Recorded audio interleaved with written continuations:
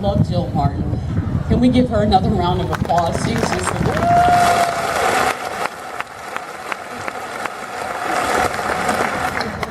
First of all, thank you so much for being here, because you could have been anywhere else today, but you chose this place to support us, and thank you.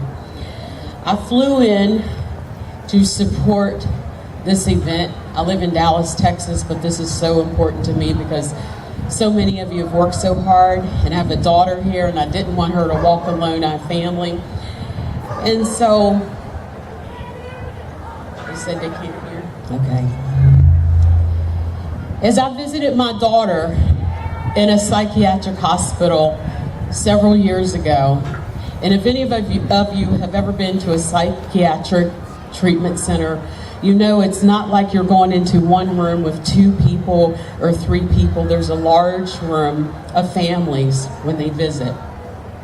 And that particular day, there must have been 30 or 50 families, and there were people visiting their loved ones. And I heard a woman say, "Look at me. Look at me." And as I scanned the room, she wanted my attention, and she got it.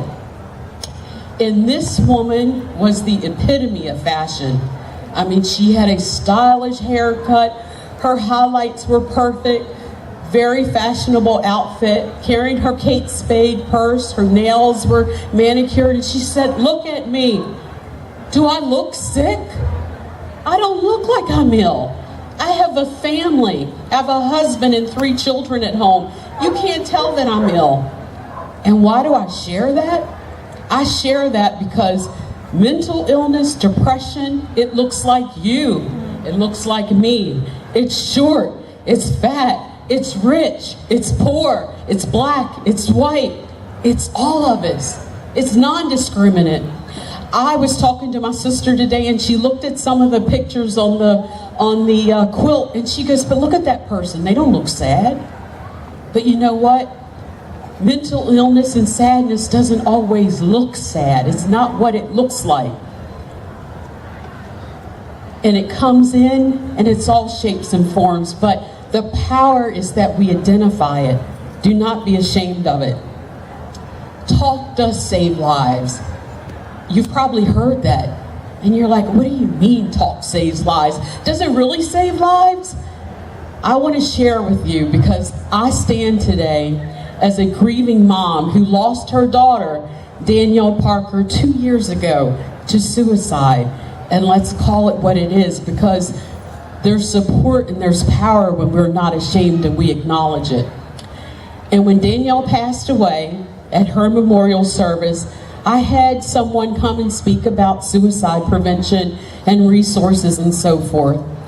And about a month after her passing, I was in bed, and I just got up because I wanted to look at her cell phone one more time. I didn't want to turn the cell phone off.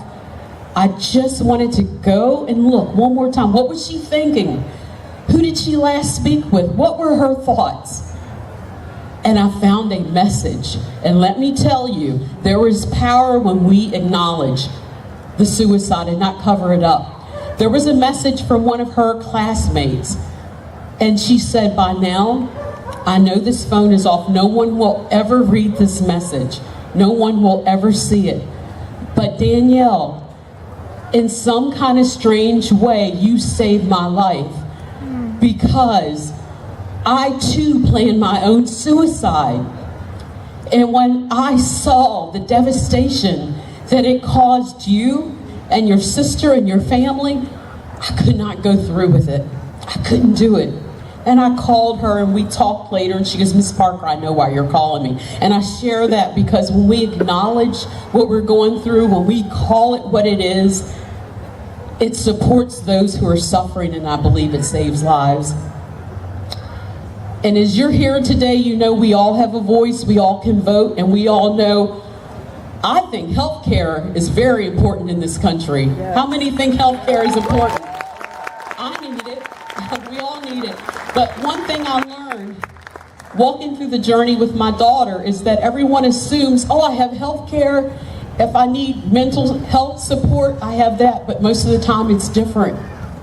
If you have health insurance, it doesn't necessarily mean that you have mental health insurance. And people, you have to stand up and you have to support mental health insurance. I have seen hospitals in Dallas where they release you, and that's the norm. You're released when they consider you stable. What is stable? They consider you stable. They'll release them with their medication and a little bag and a bus ticket, and that's it. Don't you think we deserve more? We deserve more than that. We deserve more than just be released when you're stable. Let's continue that fight. And as I close, I have to tell you, you don't give up. Because when you're compliant with your medication, and when you get medication and counseling and surround yourself with support, it works. And I can tell you it worked for my daughter, because she had been in over 8 or 9 hospitalizations, probably 3 or 4 different psychiatric support centers and day hospitalizations, and it goes on, and so much medication until we kept a journey so that we could say, oh, this didn't work for her, but this did work. We kept a journey. And you know what? It worked, and my daughter stayed well, and she stayed well for 5 years, no hospitalizations. I'm here to tell you, don't give up, because it works. And the only reason why it didn't work for her is she gave up. We didn't give up on her.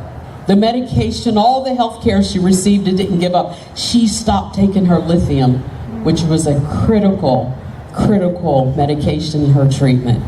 So I'm here today to tell you, I have been part of the journey. I have been at more psychiatric hospitals. I have been on my knees. I have seen a lot. I have walked the journey. But I'm telling you, don't give up, because when you're compliant and you just keep trying, today's a bad day, tomorrow might be a bad day, but it gets better. I don't care how dark your world looks, there is light at the end of that tunnel. There is light. So I stand with you today. Thank you everyone for coming out to support us. And I say, continue the fight. Don't give up. Continue the journey.